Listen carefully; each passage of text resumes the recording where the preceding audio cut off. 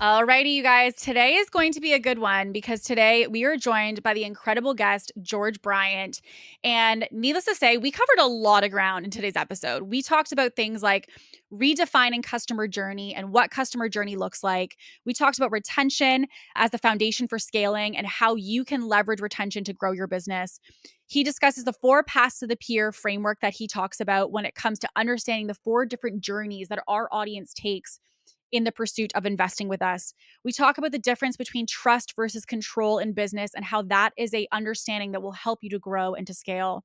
The 3 common business mistakes that every single business oftentimes is making, and the 5 steps and strategies for long-term success in your business. So, George, a little bit about him. He is a renowned business consultant and digital marketing expert that is known for his innovative, relationship centric approach to business growth. George was someone who served 13 years in the US Marine Corps and is also a New York Times best-selling cookbook author, as well as had a #1 app in 2015. He is a digital marketing expert who developed the slogan relationship speed algorithms as his core model that emphasizes the importance of building authentic customer relationships over transactional marketing strategies that many of us know in the online world today. He has collaborated with major brands like Men's Health, TaylorMade, Adidas, On It, Vital Proteins, and so many more. He's also the host of the Mind of George show, where he shares insights on ethical business scaling and also how to have a relationship driven business and marketing. He's founded multiple companies, offers coaching, masterminds, live events, and all kinds of different things to help people to scale aligned, successful businesses. His personal philosophy is to advocate for prioritizing people over transactions, adding value beyond financial gain, and fostering genuine connections in the pursuit of growing a business. You are going to be blown away by today's episode. This is one you will want to get a piece of paper and pen out because there is a lot of notes you're going to take. It is definitely a masterclass. I cannot wait for you to dive in. So without further ado, let's get into today's episode. Hello, you guys, and welcome back to Ambitious. Today, we are joined by, I feel like at this point, one of your favorite guests because you were obsessed with my episode, which talked about my Montana insights, which featured him. You were obsessed with the episode that talked about masculine and feminine, which also featured him, which was more fun at that time because we got to do it in person. But he is back to talk about what he is absolutely most genius at. He's obviously genius at a lot of things, but really genius when it comes to customer journey. And we did mention on the last episode that we would come back and talk about this. And you're like, okay, when is that coming out? So here we are, and we're talking all things customer journey. So George, welcome back to Ambitious. Thank you for having me. I'm always humbled and grateful to be here and in your presence as well, because I feel like I can't even hold a stick to you and your genius. And so thank you, ladies, for inviting me back. Thanks for everybody requesting. And I'm stoked to be here. Amazing. Well, also as a side note for anyone watching, I don't usually record in a blanket, but where I record, i.e. my basement, is freezing. So we're doing it cozied up today. But I want to start with, I guess, my insight around customer journey and kind of how I came to learn this from you, because I think meeting you broke my brain around what I thought customer journey was, to be honest, because what I had learned in past business mentorship and programs was that customer journey was when you onboard somebody, you serve them, you offboard them, and that is the customer journey. And I think when I met you and you started talking about all the different ways that that integrates, you talked about it as the individual and to your team and your marketing. On one hand, it was exciting because I was like, great, this means that I get to integrate a framework in so many different places. But it also felt overwhelming because I was like, how do I distill this down to all the ways that I could use it? So I'm curious for someone who's listening and maybe was on the same wavelength as me, as like, I thought customer journey was just like when I'm serving the client. What would you kind of explain customer journey to be if obviously it isn't that? Yeah, I love that. I'll be really interested to hear now and like coaching for 6 months or so, like where you landed now. But Mm, the way that I would start to just to even put like theory on this, and this is for everyone's mindset, right? Like this is just kind of the way to think about any online business where you have a customer. Anywhere where you have a customer, you have a customer journey, right? And one of the things that I say that tends to break people's brain a little bit is that scaling comes from retention, not acquisition. But retention comes from relationships. And so I'm a simple man, 3 colors of crayons in my box, black, white, pink, right? Like I don't claim to be intelligent. I'm just really resilient and tenacious. But really, the easiest way to think about a customer journey is relationships, right? It's building monogamous relationships at scale, right? And human beings, we crave being seen, heard, respected, and loved, right? But customer journeys don't start where everybody thinks they do. And the running joke is like, oh, and I did this in a keynote once. And I was like, how many people put your hands up if your biggest fear is you're not going to get your next client, right? And everybody's hands go up. And I was like, amazing. You're going to go out of business. And they're like, oh. And I was like, because your biggest fear shouldn't be that you're not going to get your next client. It's that you have clients or customers and they didn't get results, because Mm, that's what destroys businesses, because you can't have a business that works if the people inside of it aren't getting results, and then you're spending all your time and energy trying to bring more people in. And so just right. to frame that for people's brain, it's kind of important to understand that lens of business. Now, how I would define customer journey is really, really simple, and I would keep it, and I'll give you even a tangible takeaway from Maya Angelou. Nobody remembers what you said, they remember how you make them feel.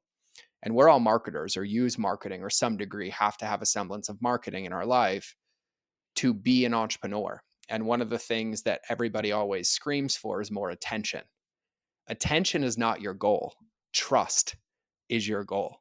You can go get all the attention you want and you'll be that influencer with 14 million Instagram followers that can't sell 3 t-shirts and goes out of business, Mm, right? Like, this isn't a game of attention, but trust comes from relationships, and customer journey begins in somebody's first interaction with you, even if it's through proxy. Meaning, it might be what somebody says about you, or a clip they see about you, or a video they see or hear you on a podcast, or maybe, an ideal world, a direct conversation. But when it comes to understanding it, the old adage is like, I only have to care for the people who give me their credit card and I deliver. And I'm like, but if we did this statistically speaking, which I did for years with e-commerce brands and service-based brands, is on a good day, like if your poop doesn't stink, out of 100 people, 10 people are saying yes, which means 90 people gave you their attention that are just lacking a couple of touch points to go from maybe to yes or no to maybe. But in the world of online business, everybody's taught and trained to ignore those people. In mm, my world, the most important people are the people who you currently have their credit cards or are paying you. The next most important people is anybody where you have an automated relationship, opt ins, emails, social media. And then the third priority is anybody who's paying attention to you that doesn't trust you enough to come in. But customer journey applies everywhere. And for me, I think the easiest way that I've helped, because I just did a call with like 50 lady hustler women last week, and the analogy that landed for them was like, imagine you took your entire business, like we took your business. You have your mhm, podcast, right? You have the retreats that we do together. We have the reset mastermind that we're now going to do together. You have one-on-one coaching. You have the accelerator. But imagine your business existed in a brick and mortar store. Like, you had a desk when you walked in, and on the shelf behind you at varying distances was like all the free stuff, all the stuff you can opt in for. And in the back of the store is the paid stuff. Now imagine if you had 100 people walk in that door and the only ones you talked to were the ones who knew they were going to the back of the store. But they walked in mhm, and you said good morning and you just ghosted them like Stonewall Medusa.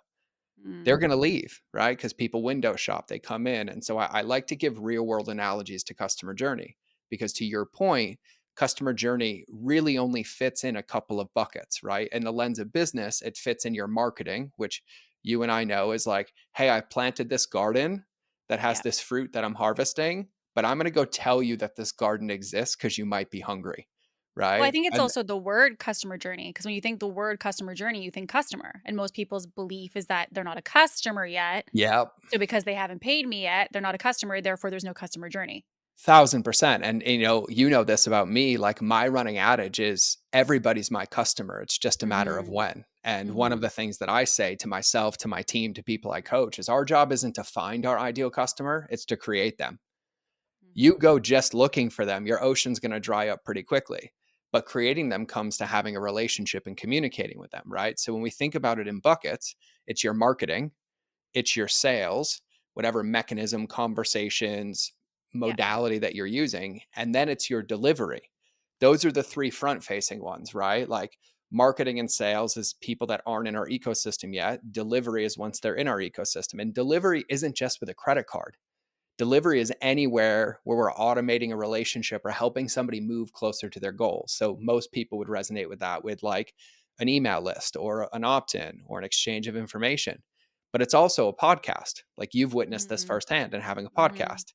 All of a sudden a podcast comes out and we're like, well, they subscribe to it, but I'm not really emailing them, but they're getting results. And then they're reaching out to me for coaching. And then Mm-hmm. you have delivery. So those are like the front facing parts of customer journey. And how I would define it, and I know this is a very long answer, but I think the context matters wholeheartedly in what you're doing. A customer journey is basically knowing where somebody is, where you're going to meet them, and knowing the path that they're going to take, not to get to their result, but to get one step closer and make progress to their result. And that our job is to guide and lead people to that result. Because if they had the ability to Yeah. get the result, they would just go on Google and YouTube. Like we can joke about working out all day. Every single workout and macro that you will ever need Yeah. is on the internet for Online. free, Yeah. right? So what's the difference? Well, somebody needs a guide or a hero or a mentor to help guide them in that process. And it's not just when they give you their credit card, it's when they give you their attention. And your job is to turn that attention into trust. And that trust is what allows them to start taking actions to become more of that person that they haven't become yet. And one of my quotes that I stole from my buddy Alex, you love, is like, you don't have the business you want because you haven't become the person to run it yet. Well, Mm-hmm. our clients and customers, even if they don't pay us, don't have the results that they want because they haven't become the person to maintain them or have them yet. So that's how I would Mm. define customer journey. I like the long answer. It's good. It's good. I I think the 3 buckets helped me. I thought about them basically as like almost like dating. Like I think Yep. about it as like you're fishing in the pond. Like the free stuff is your marketing. It's whatever you're putting out with no commitment necessarily asked. So commitment meaning like subscriber to your point, following you. Like it's just anyone who's basically exposed to you. Then you have the second one, which is like, okay, you're actively dating somebody. So Yep. you're in the next level of commitment, but you're not necessarily at a place where you're getting married yet. And you're subscribing to somebody, you're following them, you're on their email list, but you're not quite a client. And then again, them becoming a client is just another level of commitment in the relationship, not necessarily that is the relationship. And I think 1000%. for me, that those 3 buckets help me a lot because one of the things that, again, if we think about it's been a lot of learning, you guys, but it's been a lot of unlearning. Because when I learned in business, the number one thing in sales that they teach us is the sales cycle, which is like, oh, it takes, X amount of touch points and then somebody converts and like, that the timeline of when someone buys. And I remember in one of our earlier conversations, you're like, yeah, like it's just like whenever they have the evidence they need to buy. And I remember like, well, how do we control that? You're like, you don't. And I'm like, amazing. So that to me kind of broke my brain in a good way because what it made me realize was it's not about controlling when it happens. Like again, if you think about back to dating, there's some people that you date for years and then you realize, okay, like I want to go to the next level of marrying them. You date them for years, you realize I don't want to marry this person. So like we can't control what that outcome looks like. We just control how we nurture it in whatever stage it's in. And I think for me, what it did is it actually calmed me a lot in realizing that I had only so much control over these buckets and how I maneuvered them. Because I think without this, before I learned this, to be honest, it was just market, sell, client. Like the end destination is just get a client. And when I started to think about customer journey and connection to relationships, that's what made me realize like there's only specific ways that I nurture. And I'm the worst student in this moment because I don't remember what they were, but there was 3 buckets and you were talking about in each one of these buckets what the person's looking for in order to move to the next stage. Hmm. So like if someone's in free and they want to go into commitment, what are they looking for? If they're in commitment and they want to go to like marriage again, or if you're in dating and wanting to go to marriage, what they're looking for. Can you kind of break down? I know you have a visual of it that I'm butchering Yeah. right now, but that visual of kind of what they're looking for that allows them to progress so that people can kind of see the main thing that you're hoping to facilitate, not control, but kind of encourage maybe. Yeah, 1000%. And I think to your point, the thing that I want to, and you're talking about the 4 paths to the pier. Yeah. Yeah. And the thing that I want to really hammer home that you said is that we don't have control over somebody's actions, but we have control over the container and the interactions that happen in those buckets. Right. And so none of us want to walk into a retail store like, hey, we're looking for a sweater. And they're like, great, buy this one right now. Give me your credit card. Like, we'd literally get arrested for assault. Yeah. Right. But Yeah. that's what most people are taught, right? It's like transact, transact, transact, but it takes away human autonomy and agency, which I'm making this point for so many because I happen to come across this a lot with my clients, because the downstream effect of that is when you take away somebody's agency by force, it creates codependency and it puts all the pressure on you, and they never have a breakthrough result anyways. You end up chasing your Mm. clients like, oh, I got to follow up them all the time. They're not doing any action. They're not working in between our calls. They're blaming me for everything. They keep saying this has to work or I'm Yeah. going to quit, right? Like that's a customer journey issue, because that's a leadership issue at like the deepest level, because there is no shared investment per se, right? It's Mhm. like when you force somebody in when they're not ready, you kind of take that away, and then we end up complaining about it the whole time, but we're the ones that were responsible for doing it, right? So when it Right. comes to customer journey, right, and even that term, by the way, like I have a love hate relationship with that term, just because it's so misdefined and also Yeah. like so recognized by people, like it drives me bat crap crazy. But when we think about customer journey, what we're really thinking about is when somebody has an interaction with us, right? And it doesn't matter where it is, what it is. It could be at an event, could be after you keynote, could be because they heard you on a podcast, could be because they came across an Instagram reel, they could see your marketing, you could be running paid ads. Anywhere that somebody has an interaction with us, as a human being, there's only one of four choices that they can make. And I call these the four paths to the pier, right? So choice number one is they can buy. That's the obvious, easiest choice. But in the lens of percentage, very few people are there, right? They have evidence collection, things like that. Choice number two is they can opt in. And opt in, I do not mean give me your email address. I mean, automate a relationship where I don't have to pursue you. So I could follow you on Instagram. I could subscribe to your podcast. I could give you my email address in exchange for something, right? I could become in a relationship with you that doesn't require me to give you any information, but I'm basically requesting that you keep me updated and keep me in that world of like, we're kind of going exclusively. I might be seeing other people, but like I'm scoping out the field, right? So I Mm. call that the opt in bucket, right? Then there's the learn more bucket. And the learn more bucket is like, hey, something piqued my interest. Something really, really resonated with me. And most people think it's about the information that they share, but in that bucket, it's about the values and what you're Mhm. standing for, right? Because we'll come across an Instagram clip like, dude, I love that. That resonated. Then we'll click through to their profile and be like, I am not following that person, right? Like they just hit a zinger. Or we'll go through and collect information. So in the learn more bucket, what somebody does is they find us, they have a moment with us, they have an interaction with us, and then they don't have enough evidence or safety or trust to automate that relationship in any way. So they go looking for that evidence. These are the people that'll see a reel, then they'll go watch 3 to 4 more of them, and they're going to decide, am Mm. I going to automate this relationship or am I going to move into the fourth bucket, which is bounce? Mm. And the bounce bucket is when you have an interaction with somebody, you see their content, you consume it, but you don't have enough tilt or evidence to want to consume more. But most people also think that's bad. And it's not bad because you still have control over your consistency and congruency. I've had this happen in my career so many times. Like people have seen me keynote 4 times in a year. And by the fourth one, they're like, dude, you pissed me off. Like it hurt. I was so angry. But hey, can we like set up a call now? Like I'm ready. Right. Or Yeah. even you and I met in San Diego. And then you went and without me knowing, stalked everything that I had, my I website, my, initially definitely bounced. Like, I was like, oh, "No." you But bounced then yeah, hard, hard, hard. hard. Yeah, and then I ended up in that learn more bucket, and by that, I basically went and binged every single piece. Like, I just stalked him aggressively in a healthy way on the internet to just make a educated choice on an investment, and I would say the aspect that I found most impactful for my business of this model and, like, what really, I guess, translated for me was a couple different things. Number 1, when we were actually speaking of that event, one of the things about that customer journey, which I didn't know was a customer journey then. By the way, guys, when he talks customer journey, he lives in this. Like, it's like he breathes customer journey, he lives in it. You know, and I'm like, always be selling, and like I'm always selling, he's always customer journeying, like at every moment of every day. And so at this event, I remember when I was like, yeah, like I'm considering coaching, but like I don't know. You're like, hey, like why don't I just get your phone number and I'll message you. And like obviously when you think about coaches, the pipeline, if you will, that I've gone through is like, yeah, like I'll send you a link to an application, fill that out, get on my calendar. And instead, he's like, hey, here's my number. Why don't I just like kind of get ourselves connected on our phone and then we'll go from there. And then after that, very promptly, I get a video of you or a picture of you. And it's basically so that that's the start of that customer journey. And even after we signed on together, there was, hey, great, like, hey, I'm going to do the intensive. Sounds amazing.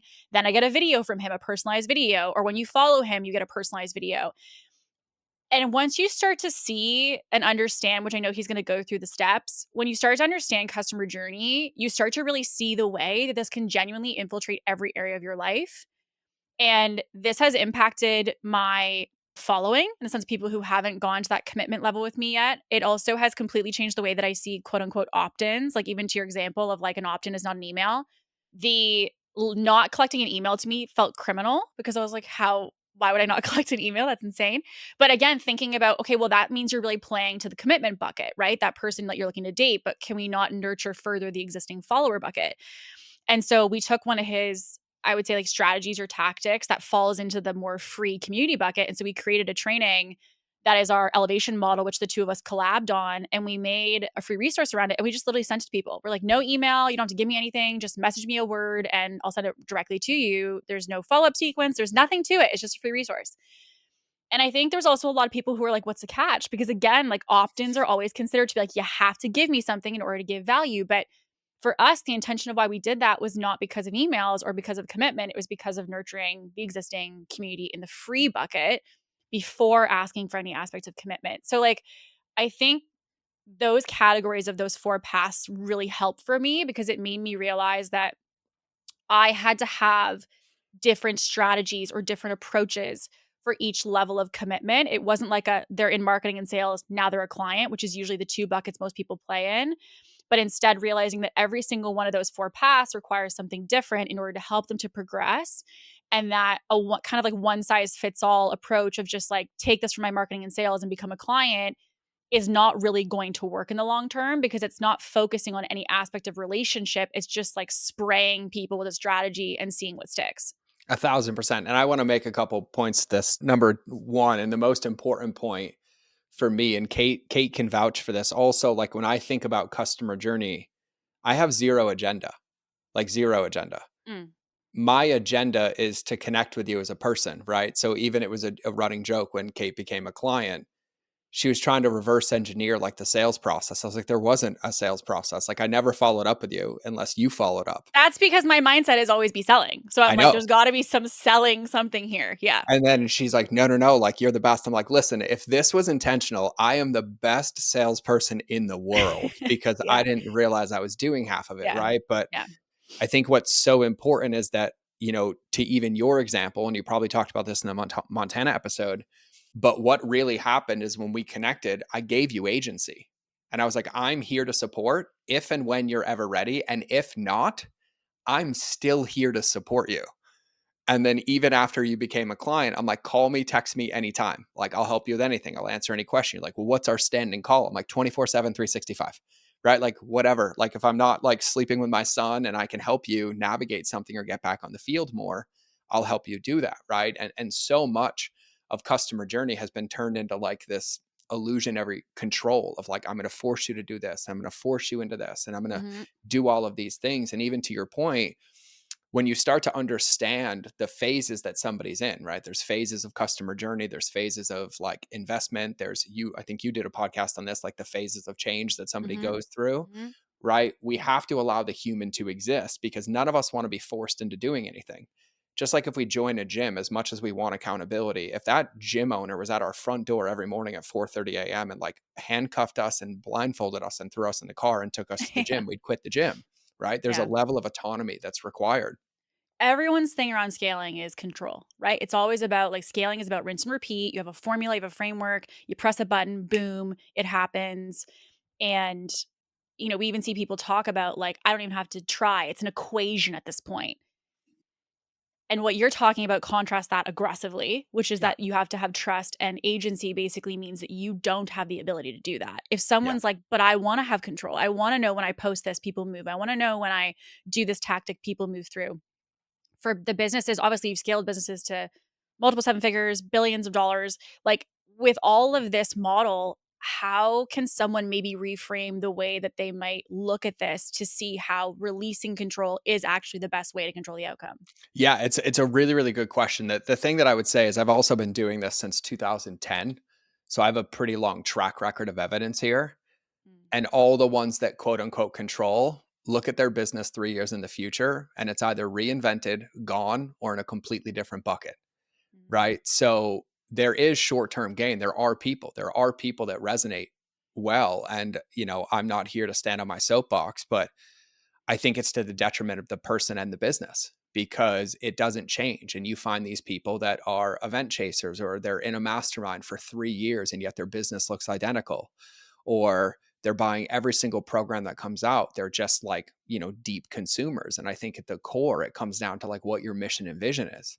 Like if you have a vision to like change people's lives or change the way they do business, that can't mean that their business only runs when you're involved in their life, or else they don't have a business. They basically work for you mm, and then they're stuck and nothing moves. And so I think there's a semblance of all of it going together. Strategies and tactics fit into mm, business, but none of them are guaranteed forever, right? mm, Like in doing this for 15 years, I've probably reinvented my business 77 times on mm, like where people come from and how I build engagement or how I build relationships. They're all falling into the same buckets. And when something works, press the gas pedal, but right. also know that when something works, you better have a couple of backup options in the queue because it's not going to work forever. Like when we started running Facebook ads in like 2013 or 14, for every dollar we spent, we made $25 and we were 18 to 99 every person in the US. There was no segmenting. Nobody was using Facebook ads. Well, now good luck, Mm, right? So there's this evolution piece and so I think it's both. I would replace the word control with container, right? Because mm, I can to some degree control how much media I'm putting out to get new eyeballs and get more eyeballs into this bucket for them to have value or a value exchange to be able to move up a ladder. But right. I cannot control by force somebody moving up at my discretion, or else I'm going to end up creating it. And we see this all the time. You'll have clients who hide behind contracts, and then half your audience is suing you every year. Or you're like, I have no problem filling my pipeline, but yet nobody retains. Well, Mm, that retention problem doesn't necessarily come from the back end. It comes all the way from the beginning. You try to force people, you try to objection handle. My favorite one that we had in San Diego is like, why would I ever let somebody talk to their partner about their investment decision? I'm like, I don't know, because they're a team and they're in a relationship. You're going to force the wife to pay and piss off her. So you're going to ruin a marriage to get 10 grand into your program and like you mm. can sleep at night. So I think it really boils down to like what you value and your values when it comes to business, because both exist together. But it's when it's only strategy tactic that you're playing the short game and losing the long game. And that's where it gets dangerous. And, And like, the thing I would add to that too is that I think that it has insane long-term impacts for people, but it also can have insane short-term impacts. Like, yep. even for this podcast, people say, like, "Why would you give away so much? Like, you can't give away free value. No one's gonna buy from you." We literally did multiple six figures just in the podcast launch because of integrating what you've taught me about customer journey. And really the basis of that being understanding the different levels of relationship and how to help someone to feel deeper connected and inspired to move versus forced to move. And I think the selling and the marketing is the force to move. Whereas when you add value, when you actually value the relationship and say, hey, like you're on your own timeline, but like I'm here when you need me, has had people come back and invest with us after, going ghost for 3 months just because of how we handle that situation instead of like, okay, well, like apply when you're ready. Right. Like Hmm. it's just the relationship at every stage helps people to feel safe within your community and brand and therefore want to go deeper and deeper into it. Hmm. And so that kind of is okay. We've gone over customer journey and reframing that because that was huge for me. Those 4 paths changed a lot for me. And then obviously, which I always feel like I mentioned to clients, and I have to give you credit where credit is due for your mistakes because I was making so many of these mistakes. So the 3 mistakes that you cover, Hmm. how many businesses would you say you've seen that happen in? Or how many All of businesses them. even okay. So basically anyone listening is most likely making one of Anyone these. listening. And here's the thing, myself included, still to this day, because there is no permanent rectification Mm, of these mistakes. It's an awareness where we do our best, just like in your relationship with your partner. You can have the best intentions, have everything planned out, and you're going to forget something. You're going to forget to write the sticky note or take out the trash or, hey, honey, I'm going to go do this thing. And then 3 days later, you realize it wasn't done, right? Like it happens because we're humans. And what we're talking about is relationships. And I want to hit these three mistakes, but I want to close one loop because it'll drive Yeah. my brain nuts. My ADHD brain, sorry. No, it's okay. I'm used to it. I'm used to it at this point. I speak Kate fluently, Yes, so like very I can nice. I can navigate the rabbit holes and the deep dark rabbit holes now. But when it comes to like that, even that strategy and tactic, right? Like the no funnel way, right? Where I'm like, just give it away for value. The other thing it's also doing is there's two big benefits here, and it's different for every single person, right? But most people try to collect and hoard all of the wrong people instead of filtering the right people by their actions and autonomy, right? And I've done this my whole career. And if you want to read a book on it, The Go Giver by Bob Burg and David Mann, it's an incredible book. Okay. Mhm. But it's how I do business. It's how I think about business. I believe that you should win before I win. That could be with clarity or a vision or a win in your business. But when that happens, you actually have real evidence in your life that working with me or communicating with me is already beneficial, and we haven't even talked about money, right? So when we talk about that strategy, it's also a filtration process because the other hidden benefit, I'll go into businesses who have 70,000 emails on their list and they haven't emailed them in 16 months. And I was like, wait, so you're paying $1,500 a month to collect a Rolodex of people that you swiped right on, and you're not communicating with them at all? And I'm like, well, logistically, legally, you can't email them because it's been over 90 days or 6 months in the Can Spam Act. So you have to get them to reconsent. But number two is that you wanted their email more than you wanted a result, and you've done nothing with it. On Mhm. that side of that, I'd rather give you my best training program and be like, hey, go put this in your business. Go use this, because if it works, what are your options? Are you going to go hire the dude who's like, I won't get on a call with you till you pay me? Or go through this 77-step application process? Or I Yeah, have the secrets to the kingdom, but you're going to have to pay me $25,000 first. Or are you going to go with the guy who's like, hey, I already gave it to you. Do you want help to go deeper and do more of it? Right? It's a right. win win game. And it's also a filtration game, because if I send out a resource, like I have a ton of them as well, and I give it to you, and you never reach out to me again, you never follow up with me, and a month, 2 months, 3 months down the road, someone's like, have you heard of this George Bryant guy?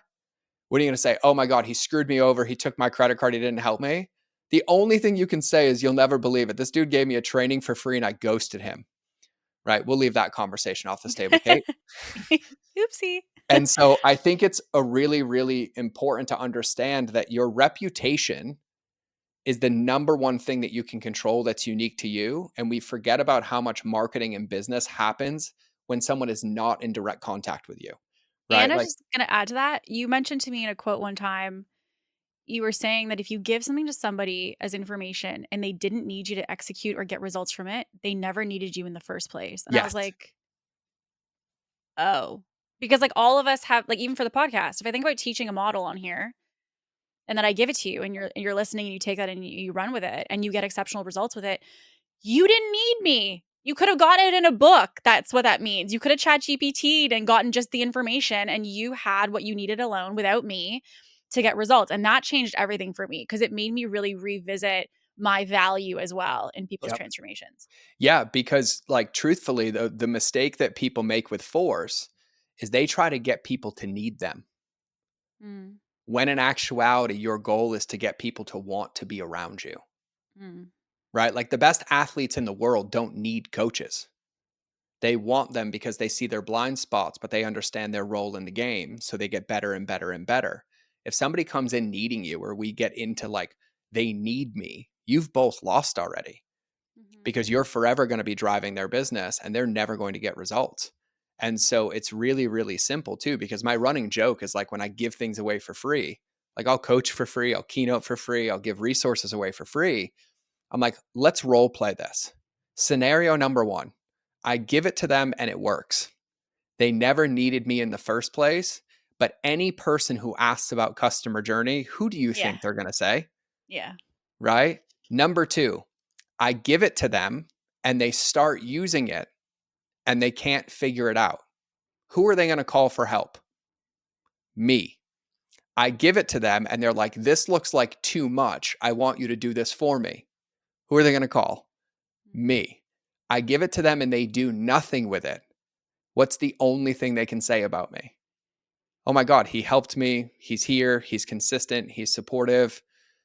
Anybody who brings up my name. We forget that in 2020, Google realized like 86% of marketing was word of mouth marketing. And if you don't know what I'm talking about, every lady listening, think of the last time you went to a conference and all of you were catching up. You spent the first 10 minutes talking about all the roadblocks and bombs that you drove over in the industry. This person did this. Oh my God, this person screwed me over. Oh, they held me to a Mm. contract. They didn't understand I was pregnant. They did A, B, they did C. And very rarely is it like, oh, this person was so amazing because everybody's out here destroying their reputation. So it's a Mhm. win win game. And it's so Mhm. important to understand that your reputation is the only thing that you have. And if that goes and that turns because you sacrifice your values or you put somebody in a transaction, it's almost unrecoverable to some point. It It is. requires like basically a crucifixion of self Mhm. and getting ready to go through the process of humility. And it doesn't have to be that way, but it's just really how we choose to see business. Mhm. And to that point too, like anecdotally, I'll even share a story. Like I gave a keynote in Austin because the main keynote guy got into a horrendous car accident. My friend called, "Can you fill in?" I'm like 1,000%. I was there with everybody you can imagine. Gary Vee was there, Stephanie McMahon was there, Ezra was there, everybody was there, and they all had a back table. They were all selling from the back table. Mhm. And I walked up on that stage and I said, "Hey, I just want everybody to know I'm the only one that's not paid to be here and I have nothing to sell you." And I was like, "Ryan, can you just vouch for me?" And he's like, "He's right." And I was like, "So I'm going to teach you everything I know. And when I'm done, if you have any questions, I will answer them gladly. I don't want your email. I don't want your phone number. I just want to help." I answered questions for 18 hours after that keynote. And of like the hundreds and hundreds of questions I answered, a few of them were like, "Well, what do I do?" And I'm like, "Well, if this works, shoot me an email Mhm. when you're done. Here's my email. Send me the subject line and we'll jump on a call." There were like 83 people who got my email. Like 61 of them emailed me. And of the 61, every one of them became a client. That keynote ended up being worth like $2 million. Well, Everybody I else, would argue the lack of selling is the selling. well, Because if for you think sure. about the whole thing of anything in business is like, if everyone goes right, go left. Like try to figure out where the missed opportunity is. And so even to be honest, when we had met at the event and you weren't selling anything and I could see you coaching everybody for free, I was like, what is this guy up to? Like, what is he doing over there? So he's just like answering all these questions and like really giving value. Like it wasn't like a whole like, yeah, but like that's all I can say for now, like without telling you my framework. Like, like there was no holding back. It was actually just like, here you go. And like I am not joking, you guys. He sat at a table with entrepreneurs from the morning at 8 a.m. until 2 o'clock in the morning, just talking about business and answering people's questions. And truthfully, on the consumer side, I was more intrigued by that than I was by you pitching. And you actually had to have people actively say, how do I work with you? Like, how do I get more of this? And that became the quote unquote sales process started, but you didn't initiate any of it. And it was because it was so against the grain. And I think this is important for people who are listening because if you're seeing so much like promote more, sell more, like more push, more control, and you're seeing a lot of that going the opposite direction of actually caring about people and supporting them and giving them value and educating them and no strings attached can sometimes be the biggest pattern interrupt that even causes the interest in the first place. 1,000%. And I didn't have an agenda because I look at everything like it's courting, right? Yeah. Like number one is that like I would never want somebody to work with me who doesn't like me. So like you might as well have an experience. But number two is I don't ever want to work with somebody that I wouldn't have dinner with every night for the rest of my life. And so there's two things happening at the same time. And Mhm. for me, if you ask me a question and I have the ability to help you, I'm going to help you. But I also get to learn a lot in that process. Because if you ask me a question and I give you the answer and I'm like, here's exactly what I would do, try this, go do this. And like, oh, I'd love to follow up. And 3 weeks later, we get on a call and they didn't do any of it. It tells me also everything that I need to know to have a hard conversation and be like, hey, I'd love to help you, but you still haven't done the thing that I gave you for free, which means Mm. when you pay me, you're going to have an expectation that I do it for you. And unless you want to give me the keys to your business, I Mhm. can't do that, which means Mhm. both of us have to agree to work. Right. Right. And so there's a lot that's baked into it and built into it. And truthfully, it's how business was done when I started in 2010, 2011. I'd go to masterminds, I'd go to events. There wasn't back table rushes. Who can get them to rush the back table the most? Okay, let's get them to pre fill out the contract. Let's seat them at lunch. Let's get them to sprint to the table with fast action bonuses. It was like, Mm. if you'd like what's on my menu, I would love the opportunity to serve you. And it worked. Mhm. And it Mhm. still works. And it's never not worked because it's principle based on relationships and humans. That's the Mhm. most important part. Is in most of the stuff that people end up doing is they give their identity away and they sacrifice their values and they forget that there's a mom, a dad, a brother, a partner. I'm getting emotional on the other side of that transaction.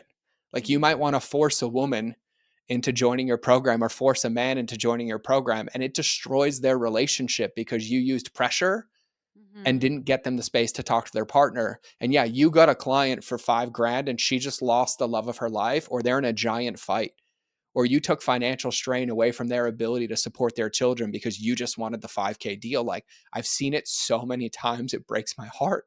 Mhm. And like to your point, I remember those fire conversations, a mom with 8 kids.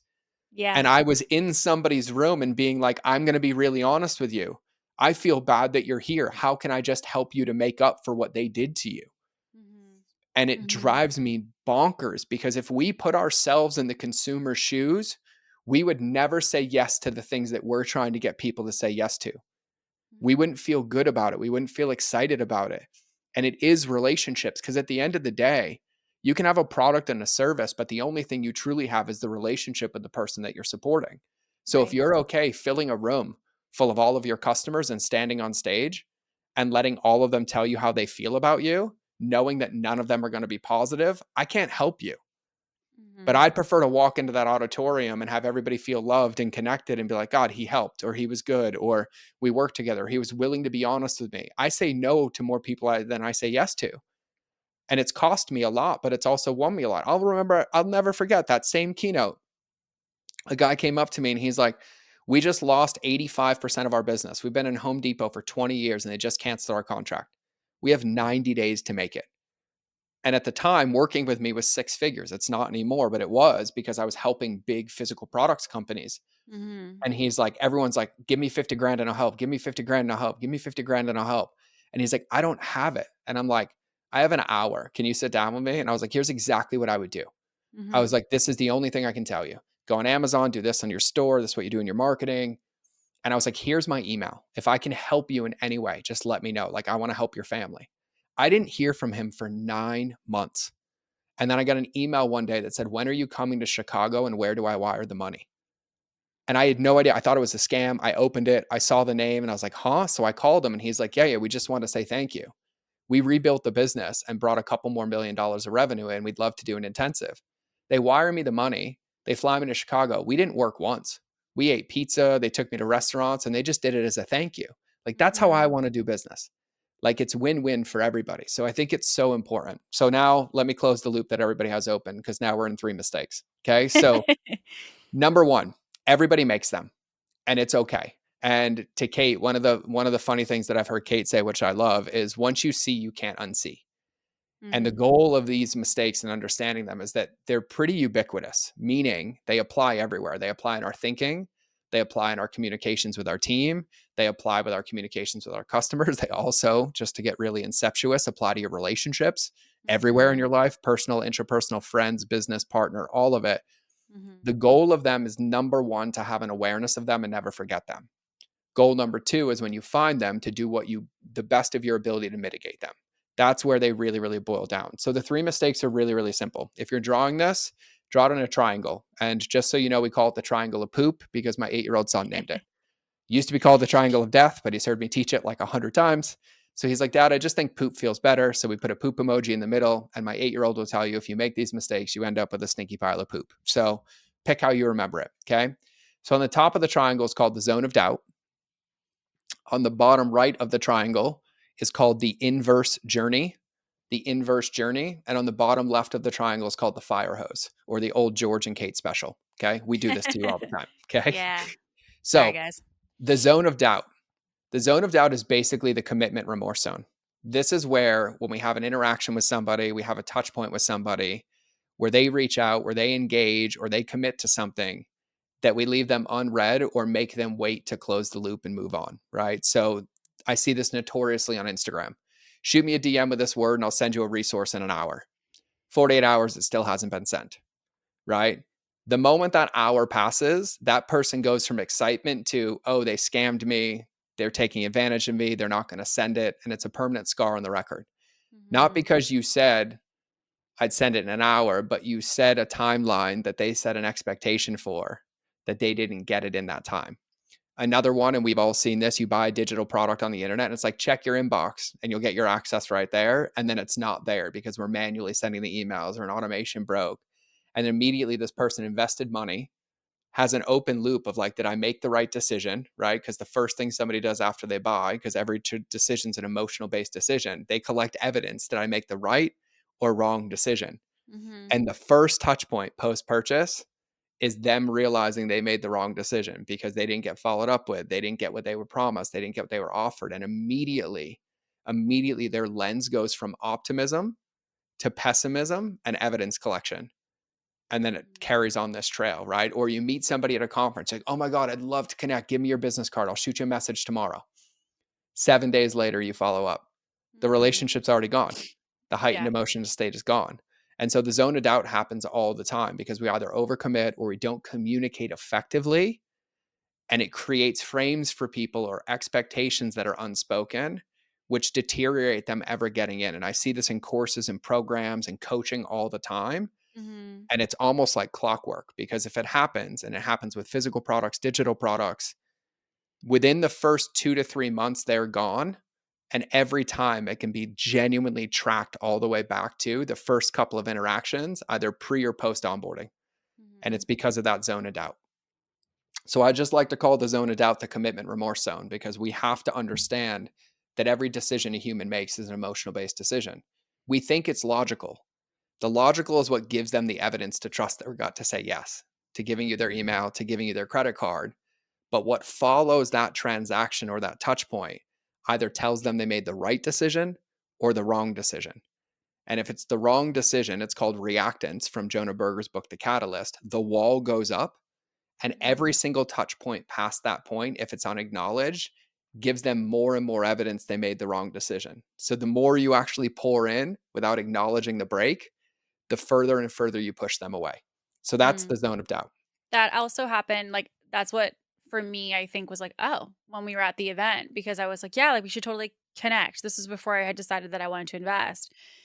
And I was like, yeah, we should totally connect. And then I'm like, just tuning into the presentation. I got a notification, hey, like new DM. And I'm like, oh. And it was like 5 minutes later because he's like, he's closing the loop. Like, he's okay, great. I told her we'd connect. We connected. Boom, done. Like, and I think the thing I was just going to add to that, and you had said unintentionally, which this was something that I realized when you taught me this, because I felt like when I communicated with people, I was like, yeah, like I'll get back to you tomorrow. Like I'll get you back a message. Like I'll hit you back in 24 hours. And then stuff would happen. You'd get derailed before you know it. You're like, oh, it's 48 hours or it's 72 hours. In your mind, you're not thinking like, okay, it's not a big deal. But there was so many instances of that in our DMs. Like we would put a call to action, but we would have people send us that, but not even reply to that within till 24 to 48 hours at least later, sometimes longer. And so we realized that there was just all these little things that really were not even necessarily the issue of the fact that we needed more time because everyone's like, well, Kate, I'm super busy. Like I can't get back in that timeline. But for us, it became learning to practice, which still is a work in practice, as he says, always making mistakes. I'm still trying to figure out how to better communicate expectations because I'm always of the mindset of like the quicker I get back to people, the more value that they're going to feel.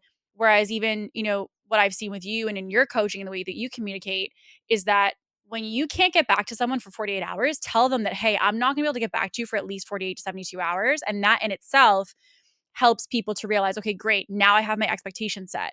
When you have the expectation set on 48 hours and then you get back a week later, now you've broke trust. And it's like you told me one thing and you did another. And so I feel like that was one in that bucket that I realized was so unintentional. And also, by the way, super easy to fix.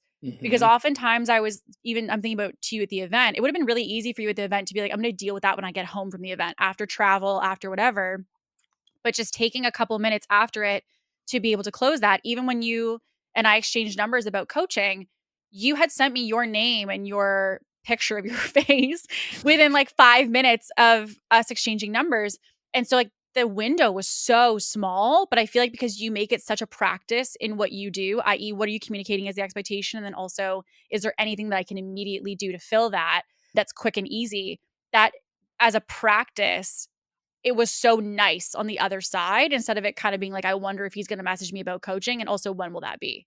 Well, because open loops happen on both sides, right? It's called the Zeigarnik effect. Open loops create unresolved emotional conflict in the person, Mm. and we can't focus when it happens. And so, even to your point, it's not even that I close the loop with what I have to send, it's that I close the loop and recommit, right? It's just communicating effectively. Any women or even men listening to this that have children, you tend to naturally do this with your children because you can tell your child the timeline. I think we're leaving 15 minutes, and they'll whip out a stopwatch and something goes over and you're like, hey bud, I'm super close. Like I just need like 5 more minutes, right? It's really about being a human. And the mistake that happens is we have an expectation that we get to be robots while our customers get to be human. We don't allow our humanity in. So then we end up burning out. We're super in our heads. We're stressed out. We're neurotic. We can't close these loops. And it just builds this procrastination list that gets in the way. And then, truthfully, and I know you felt this because I coached you on this, is like, well, now it's been so long. Can I even respond at this point? Yeah. And Yeah. I'm like lies don't get better with time. Just for context, guys, like I had DMs that were like 6 months out of people who had been inquiring me for services. And we talk a lot about this in the alignment episode, by the way. So if you want to know why I was doing that, that will unpack that for you. But I had 6 months worth of inquiries for coaching with me and I hadn't answered them. And I felt so embarrassed because I was like, these are people who are reaching out for support and I basically have ghosted them. So I was like, how awkward to not acknowledge it. But that helped a lot because going back in and acknowledging that actually sometimes in situations said, hey, by the way, I'm actually so happy to hear from you because things have changed since I messaged you last. And those, because I acknowledged it, became sales conversations, which was really interesting. Yeah. Yeah. So the truth is like the analogy we use is stinky fish. Like if you leave a stinky fish under the seat of your car, the longer you leave it, the more permanent it becomes. Mhm. Take it out as soon as possible, right? Like just Mhm. acknowledge it. Like you are where you are, but you eradicate it instantly. So that's the zone of doubt. The inverse journey happens accidentally, but the inverse journey is when we're communicating with somebody who we already have their attention and trust, and where any touch point we're talking about ourselves and what we've achieved versus them and what they're going to achieve, right? It creates that false idolatry. It creates that need where we'll default to like, oh my God, like I'm so glad we're on a call. Like, let me tell you where I made $1 million. Let me tell you where I did this. Or let me tell you where I did X or where I did Y. It's almost like posturing accidentally, but it's disheartening and disempowering on the other side because Mhm. our job is to speak into people and communicate with people. And so it's really about speaking into what they're going to achieve or what they're going to have. And when we have a relevant conversation, like, oh, I remember when I did this, so this applies to you. But the default that we end up, especially in the transactional world that we're in now, is like I. And here's what I tell people: they already had enough I to communicate with you in the first place. So stop saying I and pushing them further away and make it about you. And the way that I have Mhm. people remember this, and I have everybody write this down, your customers or potential customers' results will tell them everything they need to know about you. If somebody is already interacting with you, they DM'd you, they got on a call with you, they hired you, they gave you their email, they already had enough evidence that they believed like you, thought like you, and trusted you to start that conversation. Mhm. They already have that relationship. Now it's about having empathy, tactical listening, and then supporting them and speaking into where they're going to go. Because you know this in sales, and I used to teach sales. And I'm like, what's really happening is selling is just a transference of energy and confidence until they have enough of their own. Right. They borrow it from us. Right. But what tends to happen is we tend to beat people into the dirt of like, disempowering them like, you need me, I'm the solution, I'm the guru, I'm the ego. But then Mhm. those are all the ones that turn into pains down the road because you're not getting to the root and they don't have that empowerment. And so it boils down really, really easy. But like if you shoot me a DM on Instagram and you're like, hey, I want your customer journey training, like, okay, awesome, Kate. I'm so excited to share this training with you. I've been teaching myself customer journey for 15 years and I've scaled like hundreds and hundreds of companies. And like this model is like the best thing ever. It's called the poop model, but my poop Yeah. doesn't stink because I'm so good at making it. Here you go. And you're like, awesome, thanks. Or I'm like, hey, Kate, thanks for shooting me a message.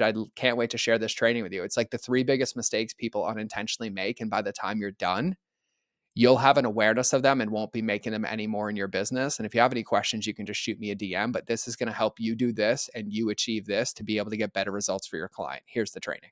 Mm. I We're see this a always going lot to, too with websites, people who have their yeah. bios on sales pages or bios on their website. It's like, I'm amazing and I've done this and I've done this. And it's like, but why the heck do I as a consumer even care about that? So that's the second mistake, right? And it really comes down to credibility matters, right? But most of the time that we forget, if we're engaging with somebody and they initiated that engagement, they already collected all the information credibility wise to start that relationship. And it's no Mm. different than when you walk into a room or a dinner party. Like the ones that you remember are the ones that were quiet, and the ones that you can't stand are the ones that talked about themselves the whole time. Right. Like you can think of hundreds of situations that happen. And I think the mistake that people make with the internet is they think it's different than the real world. No, it's the real world with sped up touch points. So treat it like you would the real world. And I think it Yeah. makes a massive, massive difference. So then the third mistake is the fire hose. The number one place I see this committed the most is onboarding and delivery, right? We'll spend anywhere from a month to 3 months to 6 months courting, nurturing relationships. And the moment somebody says yes, we're like, great, here's your meal plans, here's your workouts, here's your gym membership, go. And then we just expect them to be able to do it and we overwhelm them. And everybody knows what I'm talking about. You've all joined a program or opted in for something and you get an email that was like, hey, thank you so much. I need your mother's maiden name. I need your firstborn. I need you to fill out this 27-minute application. I need you to jump on this call tomorrow for 45 minutes. And I need you to have these 3 hours of work done. Mhm. Everybody has seen that and felt that. Our job is to get people the result. The fire hose happens everywhere. And we forget that we might be standing at the 100-yard line, but the people we're helping are standing at the zero. And we think that the moment they say yes, they can go from 0 to 100, but they can really only go 0 to 5 or 0 to 10. And then when they get to the 10, they can go 10 to 20, 20 to 30. That's where customer journey really, really matters and really, really gets people to lean in. Because if you overwhelm somebody, they're going to blame you, but also they're going to get stuck and stagnant because it's so overwhelming. And then in most coaching programs, and I can't stand them, you'll get that onboarding and then you'll jump on that first call and then they'll gaslight you for not getting it done. Like, how dare you not get it done? What, are you not committed? Like, what, you don't care about this? You invest this money and you didn't have 3.5 hours? I'm like, no, my son's been home from school sick.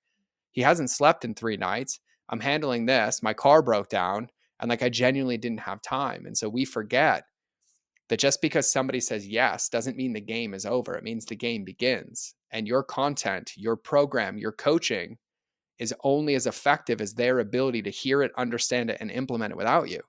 Mhm. Right. The famous scripture statement that I annoy Kate with all the time is that like your message is only as effective as their ability to hear it, understand it, and implement it without you.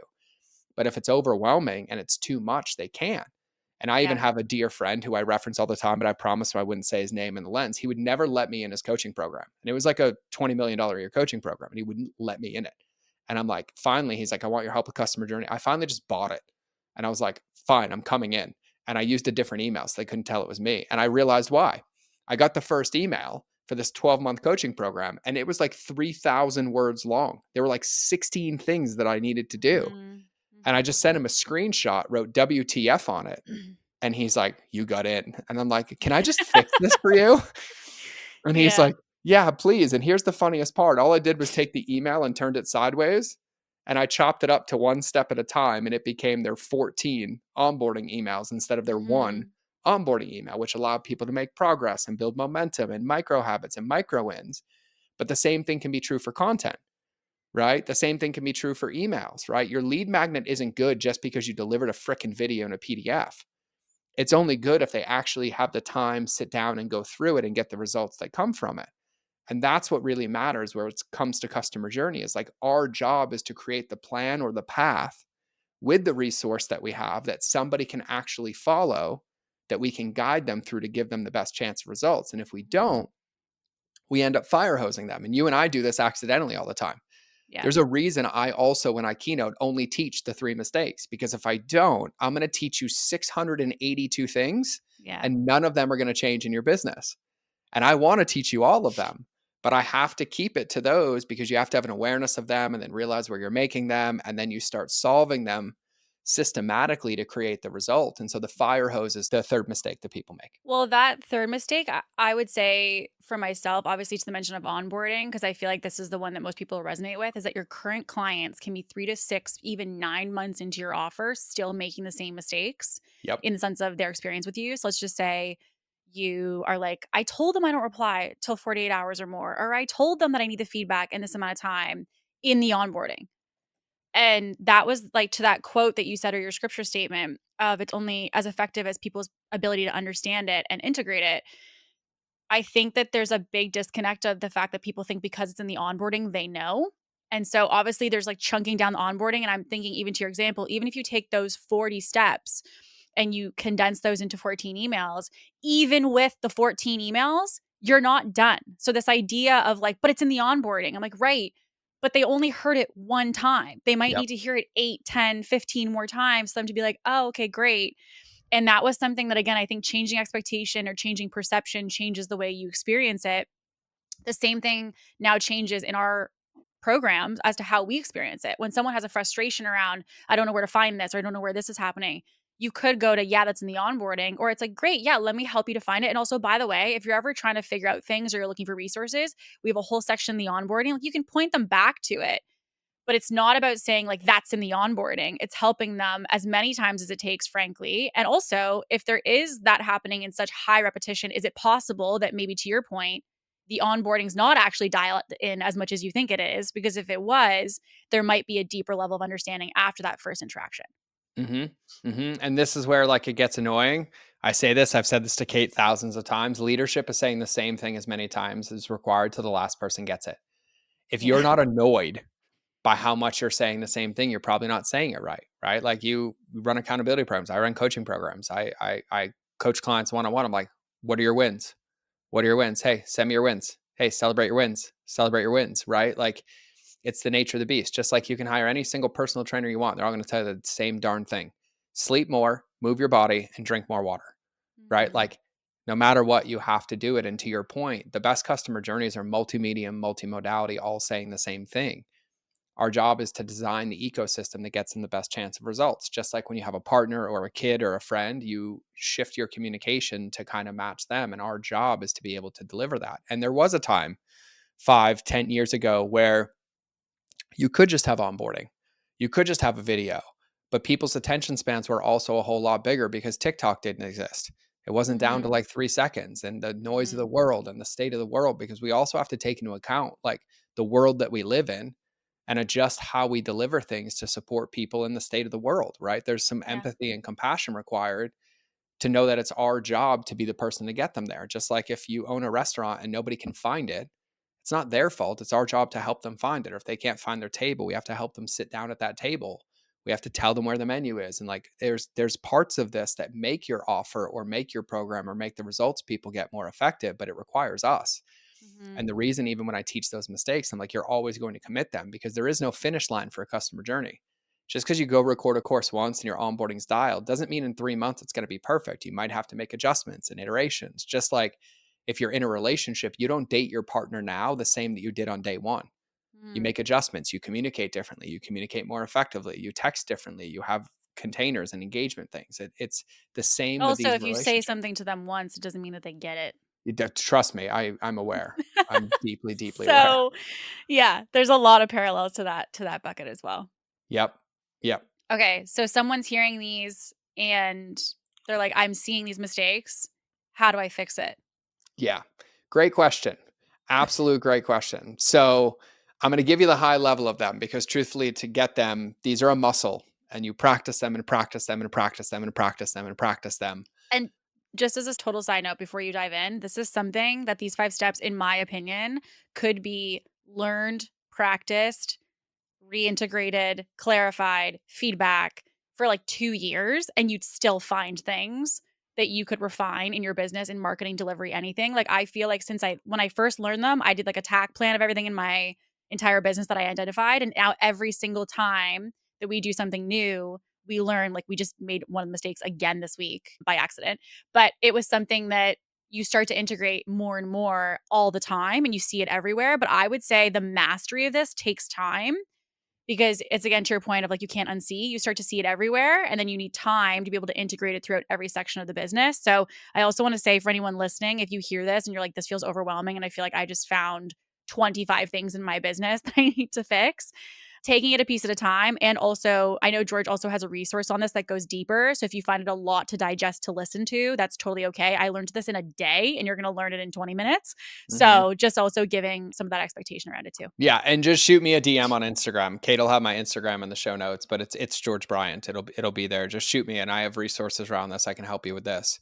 Yeah. But the number one thing is to be aware of it, right? So it's 5 steps that solve this. And truthfully, these 5 steps are the most ubiquitous model that I've ever made and I've ever taught, right? They apply everywhere. They apply to coaching, they apply to your kids, they apply to your relationship, they apply to your mother-in-law, they apply everywhere. Anywhere you have them, you can use them because Yeah. what I say is they're the effective tenets of communication for both parties to have agency and clearly understand the path, right? And they can be used as a tool to communicate, but they can also be used as a tool tactically to build customer journeys. Like each one can be a step of a customer journey, or 2 or 3 of them can be combined into one step. But you're going to want to start using these. And I just took a real estate team through these last week. And at the end of the call, they made a standing meeting with each other twice a week to practice them in the morning, like when they're having coffee Mm. together and how they're communicating with each other, right? It's a muscle. And I do it naturally. I do it when I answer questions, but I've been also doing it for, to Kate's point, like 10 years now. And they have not changed. They won't ever change. And so the 5 steps are really, really simple. It's an APE sandwich. So APPPE. So the A stands for acknowledge. The first P stands for prepare. The second P stands for project. The third P stands for pre-handle. And the E stands for excite. And when I teach this, I like to say that the A and the E are like the bread to the sandwich, and the P is the meat that you put in the middle, whether it's turkey, ham, and cheese, or whatever you want to stick in there, peanut butter, jelly, and banana. I don't care, whatever you want, right? But the meat of it is the 3 P's, and the A and the E are kind of the container. So, what is acknowledge? Acknowledge is basically closing the open loop. So, you get a DM. Oh my God, thank you for taking the time to shoot me a DM. It's that simple. Or they bought a product, like, thank you so much for joining our family. I'm honored to have you. Right. Or they came up to me at an event and asked a question, like, oh my God, thank you for taking the time to come ask me a question. It's acknowledging a human being, but closing the loop. Right. Or even if you're listening to this and you decide to message me on Instagram, like your takeaways or any questions, I'm like, thank you so much for taking the time to shoot me a question. I'm glad that you listened to the podcast. It's creating a through line consistently and congruently with the path that they've followed. Say, hey, you're on the right path. I see you. I hear you. I understand. That's the A. It's acknowledgement. The P is prepare. And the prepare is I'm going to prepare you for what I'm about to send you, what I'm about to share with you, or what I'm about to take you through, but only in relationship to the next bite, not the next 100 bites, just the next bite. And so in onboarding, it might be preparing them for their questionnaire they have to fill out, what videos they have to watch to get scheduled on their first call. Like, hey, you should have a dedicated journal to this program. Like, I recommend opening up your calendar now and blocking these times off. If you're shooting me an Instagram message and asking for a resource, I'm going to prepare you for the resource I'm sending you. Right. So to take those 2 steps together, and I'll just use Instagram because it's really easy. You shoot me a message saying, oh, George, I'd love your customer journey training. Amazing. Kate, thank you so much for taking the time and also asking for the customer journey training, because you'd be shocked at how many people struggle with this. In a minute, I'm going to send you a link and it's going to go to a Google Doc. There's a video embedded and a worksheet underneath it. And no, I do not eat your email. The video is only like 15 minutes and everything you need is included. That's me preparing you. I'm preparing you for what I'm going to give to you. That's prepare. The project step is a really, really powerful step because it paints the picture of the results after this evolution. So, in the lens of onboarding, like, oh, because the moment you're done filling out that application and you get your onboarding call scheduled, our team started putting together your process and your model so that we can get you off and running and on your group call. Or for me, in the Instagram example, is Kate, because when I'm done sending you these, you'll now know the 3 mistakes and you can't unsee. But I'm going to be really honest with you. You're going to have to practice these and learn these because even I still make these to this day. But if you have any questions, you can just shoot me a message. That's the pre-handle step. And the pre-handle step is thinking through the roadblocks, objections, or the inner dialogue that somebody is having and presencing them. And a lot of people are scared to do this, but the pre-handle step is the most powerful step in the process. Mhm. Because if they're thinking it and you don't say it, it becomes true and they blame you. If they're thinking it and you say it, they trust you. And if it happens, they ask you for help. Right. So it's like, hey, just to be honest, like this video is like 45 minutes. So you're going to want to take the time and you're probably going to want to pause it. It might create more questions than it does answers, but that's a part of the process. You can shoot me a DM and I'll answer it for you. Or, hey, I understand the onboarding has quite a few steps, but truthfully, we need all that information in that application to be able to customize your plan for you. And if at any point you're stuck, we'll jump in and help guide you through the process. But once we have it, we never have to do it again. Mhm. Right. It's just pre handling what their inner dialogue, their inner objections are. Just like I always joke, if you're teaching somebody copywriting and you don't tell them they're going to get writer's block, you're setting both of yourselves up to fail because it's going to happen, right? But if it does happen and we don't acknowledge it and tell them what to do with it, it becomes a problem because they pause and become stagnant. So that's the pre-handle step. And then the excite step is the easiest step because it's basically like 3, 2, 1, go, right? In the world of selling, it's framing. You do this at the beginning of a call to build rapport, like, hey, I'm so glad we got to connect today. I'm so excited. I'm going to take 15 minutes to go over this because by the end of the call, I want to be able to give you the best options to support you, even if it's not with me and I have to make an introduction. But at any point, you can interrupt me. If you have any questions, please ask. The one thing I say, though, is I do have a hard stop. And if we have to follow a schedule up call, I would be absolutely honored. Are you ready to start? They're like, yeah, that's the 5 steps, right? Or shoot me a customer journey message. Hey, Kate, thank you so much for caring about your customer journey and caring about your clients and shooting me a DM. I have this resource I'm going to send you. It's linked in a Google Doc. I don't need your email, nor do I want it. I want you to get a result in your business because when you're done with this, you'll know the 3 biggest mistakes. And most likely, you're going to find most of them in your delivery. But if you're going through it and you feel stuck or overwhelmed, just shoot me a message on Instagram and I'll get back to you within like 48 hours. And forgive me if I'm late. I'll apologize if I am. But I'm going to send you the link to the training. So if you need anything, let me know. Here's the link. Boom, right? That's the 5 steps, but they can be used as a step per email. They can be used in videos. That's where the magic of my personalization comes in, which is why I help people with this. Because Mhm. when I do customer journey, I understand the essence of you and what you stand for and your values. And then I help build the medium and modality that matches you to your customers so that you're speaking the same language. And that way you have something to stand on. Like we did it with your onboarding. We did it in the back end of your business. We did it with how Mhm. you DM people, but practicing them is the most important part. And you can practice them anywhere. You'll notice that if somebody, even on a coaching call, asks you a question, I'll respond with the 5 steps. I'm like, oh my God, that's such an incredible question. I'll repeat it back to you. I'm going to answer this, but it's going to take me a couple of minutes. And I'm also going to make some book recommendations that Mhm. you're not going to be able to read in a day. But here's what I want you to do when I make them. Don't read the book. Go find a summary on YouTube to find the part that matches for you and then just watch that part. And if you want to dive into the book that you can, but if I have any questions or if I'm off track, just interrupt me so that I can make sure I answer this correctly for you. You good? Mhm. Yeah, great. Great. Here's the answer to your question. You can practice it everywhere and anywhere. And I promise you it works. Kate, I've watched Kate go through this and go through the evolutions of it and then go from like sticky note to like, what do I I want to say? clarify, it's not easy. It's like learning a different language is kind of how I thought about it, at least when I first got exposed to it, because when I first learned and was mastering the 5 steps, I literally had these massive sticky notes that are like a paper size all over my wall with like the notes of each step as I was recording the videos, and just super high level as to kind of how this impacted our business because it's changed everything. It changes the way that we talk to people in sales conversations. It changes the way that we send payment links to people when we onboard them, to not be like, here's all the things that are going to happen next. It's like the next thing that happens after a payment is blank. So we can't wait to see you inside. And when you get there, like, we'll welcome you. So sending even of a payment link, it's changed things. We completely redid the onboarding. We also realized when he was talking about multimedia, everything that we had was written, because if I'm going to be really transparent with you guys, I had team assist me with it and delegated it so I didn't have to film. So I was like, okay, great. Like we can create this together and they're going to write something up and then we put in the email or we put in the onboarding.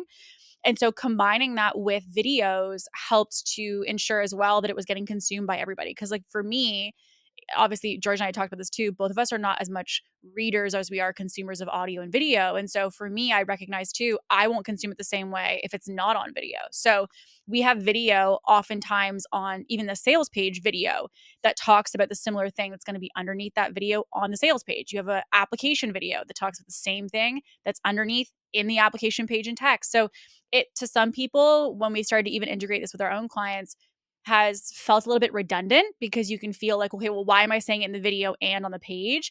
But it's also typically because the person's not going to consume both. So you're kind of hitting both buckets. But I've seen this change, to be honest, every single section of the business. Like there's not really a single area that's been untouched. And to George's point, I've also seen this very much change my relationships. Like even something, for example, like, doesn't really seem anything business wise, but he taught me around texting. I had so many texts that would come in and I feel so overwhelmed. And I'm like, oh my gosh, I haven't gotten back to anybody because I've just been slammed. He's like, why don't you answer and say, hey, I'm like in a really big crunch week right now. I want to let you know, like, we're good. Love you to pieces. I'll get back to you by XYZ date. Like, I can't wait to connect.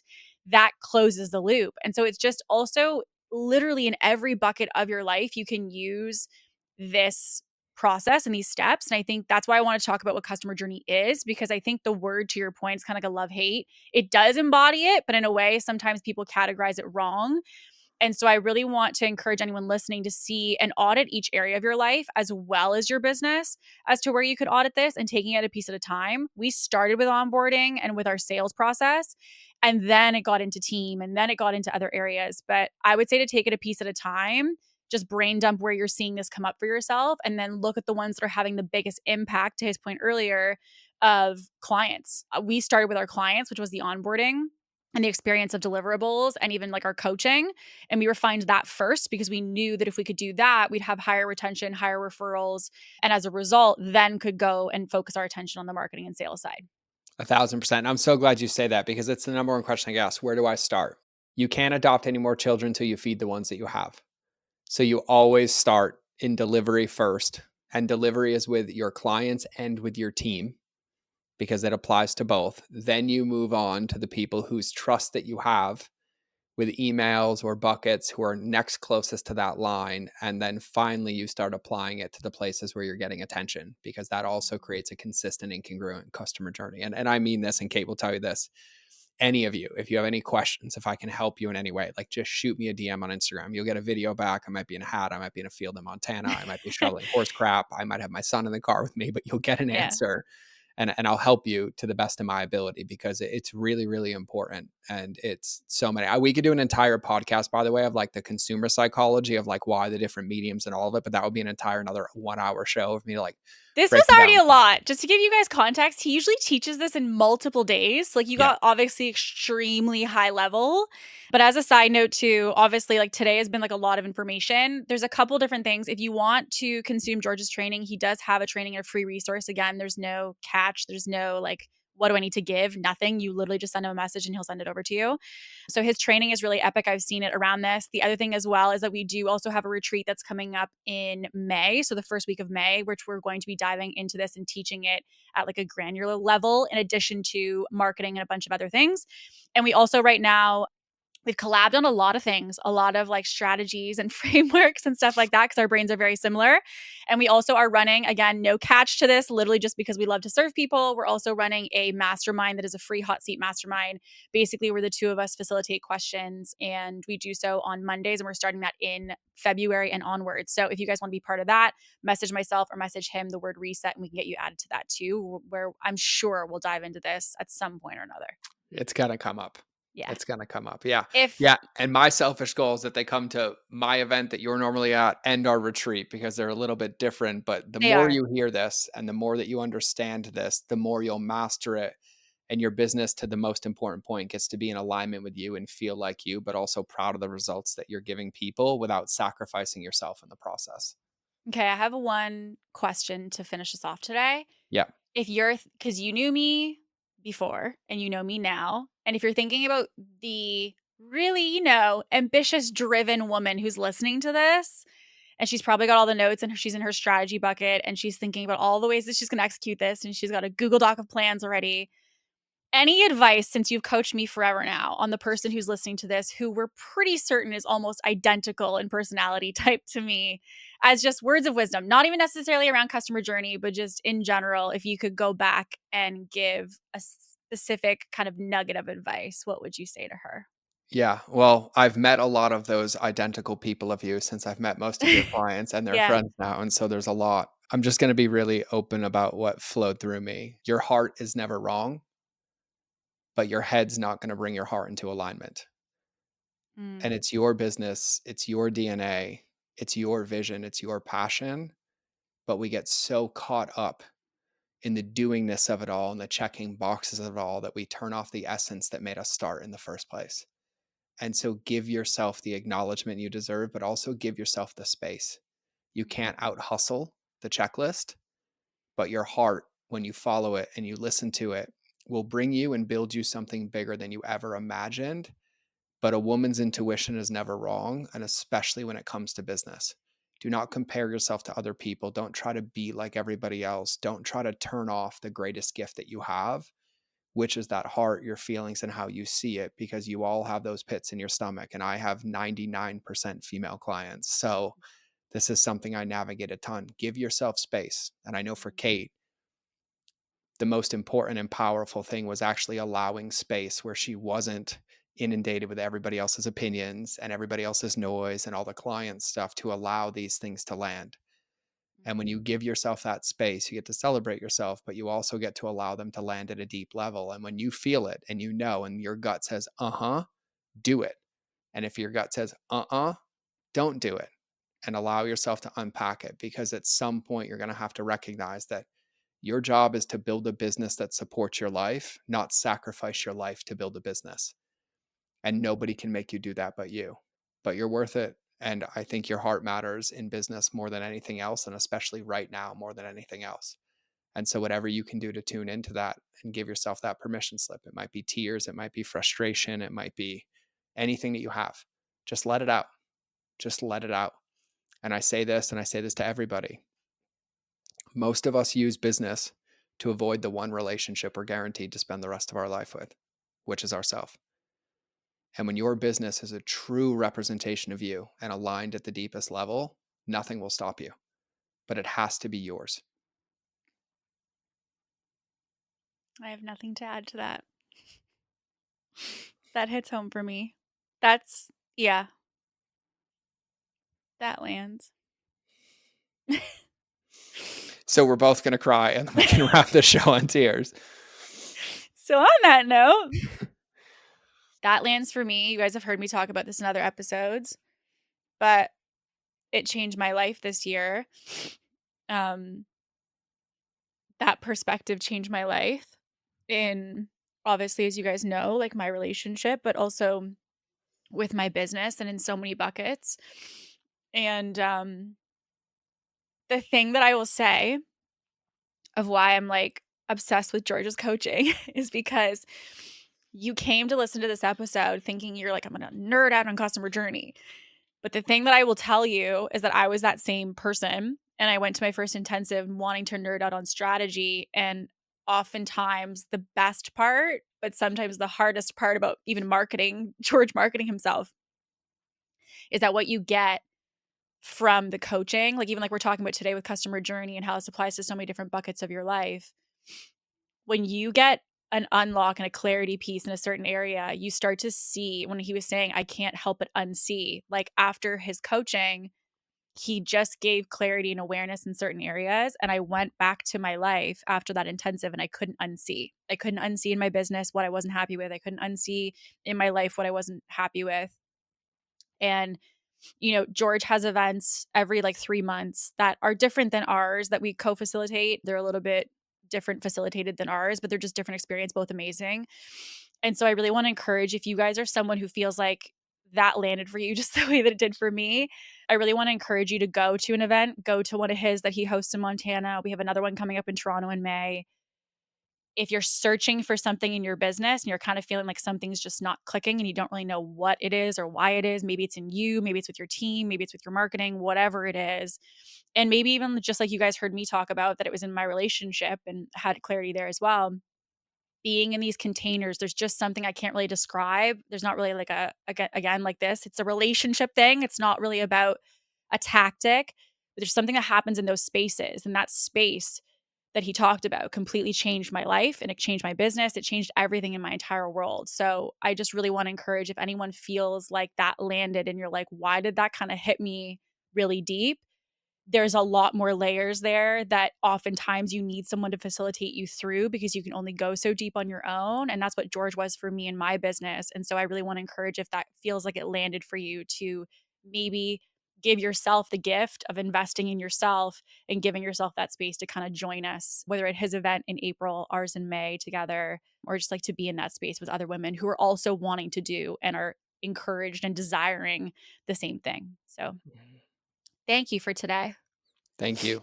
I'm also really proud of you. Like Thanks. proud coach. Thanks. Thanks, coach. Going All for the right, glory guys. over there. We have gone way over time. So, oopsie, kind of typical of us.